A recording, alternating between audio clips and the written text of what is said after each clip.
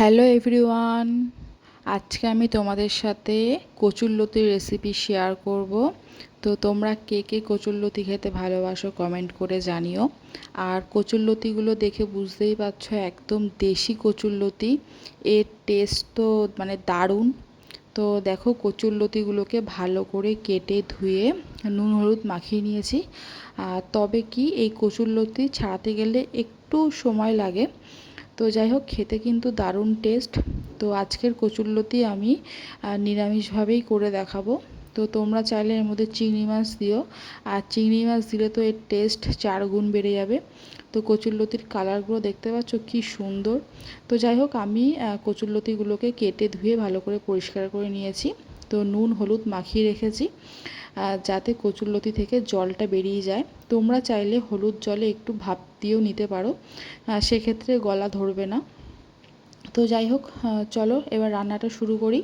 তো গ্যাসে দেখো কড়াই বসিয়ে দিয়েছি, তেলও দিয়ে দিয়েছি পরিমাণ মতো। তেলটা গরম হয়ে গেলে ওর মধ্যে কালো জিরে ফোড়ন দিয়ে দিয়েছি। তারপরে দিয়ে দেবো পেঁয়াজ কুচি। আমি এখানে 2টো মিডিয়াম সাইজের পেঁয়াজ দিয়েছি, তবে তোমরা কচুরলতির পরিমাণ বুঝে পেঁয়াজটা দিও। আর এইসব রান্না করতে গেলে কিন্তু একটু তেলটা বেশিই লাগে, আর টেস্টটাও খুব ভালো আসবে।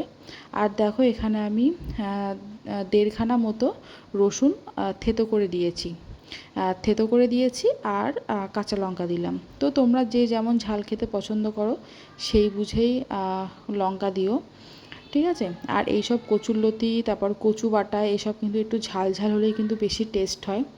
তো এরপরে ওর মধ্যে একটু অল্প নুন দিয়ে পেঁয়াজ রসুনগুলোকে একটু ভেজে নেব।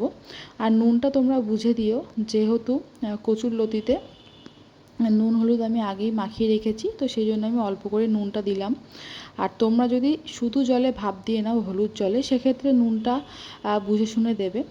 তো যাই হোক, নুনটা দেওয়ার পরে দেখো ভালো করে আমি ভেজে নিয়েছি। এরপরে কচুরলতিগুলোকে দিয়ে দেবো। তোমরা চাইলে এর মধ্যে চিংড়ি মাছও অ্যাড করতে পারো, তবে আমি চিংড়ি মাছ দিলাম না। এইভাবেও খেতে কিন্তু দারুণ টেস্ট হয়। তো কচুরলতিগুলোকে দেওয়ার পরে পেঁয়াজ রসুনের সাথে ভালো করে মিশিয়ে নেব। মিশিয়ে তারপরে একদম লো ফ্লেমে ঢেকে রাখবো। আর গ্যাসের ফ্লেম কিন্তু এই সময় একদম হাইতে দেবে না, সেক্ষেত্রে কিন্তু পুড়ে যাবে। তো দেখো আমি একটু টেস্ট করে দেখলাম যে একটু নুনটা লাগবে, সেজন্য নুন আর হলুদটা একটু দিয়ে দিয়েছি। তো হলুদ একটু কালার না হলে কিন্তু ভালো লাগে না, তোমরা চাইলে আমাদের হলুদ নাও দিতে পারো। তো যাই হোক, এবারে সব কিছুকে ভালো করে মিশিয়ে নিয়ে আমি গ্যাসের ফ্লেম একদম লোয়ে রেখে ঢেকে রাখবো। আর দেশি কচুরলতি তো অল্প একটু ঢেকে রাখলে কিন্তু একদম দারুণ সেদ্ধ হয়ে যাবে। তো দেখো কচুরলতিগুলোকে কড়াইয়ের মধ্যে ভালো করে পাতিয়ে দিয়ে এরপর আমি ঢেকে রাখবো। আর তোমরা এই কচুরলতি খেতে কে কে ভালোবাসো আমাকে কমেন্ট করে জানিও। আমার তো এই হলেই তো একতলা ভাত পুরো খাওয়া হয়ে যাবে। তো দেখো ঢেকে দিলাম। তো ফিরে আসলাম 10 মিনিট পরে। কচুরলতিগুলো কিন্তু গলে একদম নরম হয়ে গেছে। এরপরে আলতো হাতে জাস্ট এপিট ওপিট করে ভেজে নেব, বেশি ঘাটাঘুটি করব না, তাহলে সেক্ষেত্রে কিন্তু কচুরলতি গলে যাবে আর খেতেও কিন্তু ভালো লাগবে না। এইভাবে গোটা গোটা থাকলে কিন্তু বেশি ভালো লাগবে খেতে। তো কচুরলতিগুলোকে আমি এপিট ওপিট করে ভেজে নেব লাল লাল করে। তো দেখো কচুরলতিগুলো আমার এখানে ভাজা হয়ে গেছে। তো কেমন লাগলো জানিও কমেন্ট করে আজকের রেসিপিটা। তো ভালো লাগলে একটা সাবস্ক্রাইব করো, লাইক করো, আর তোমরা বাড়িতে এইভাবে ট্রাই করো। চলো টাটা, দেখা হচ্ছে আবার নতুন ভিডিও।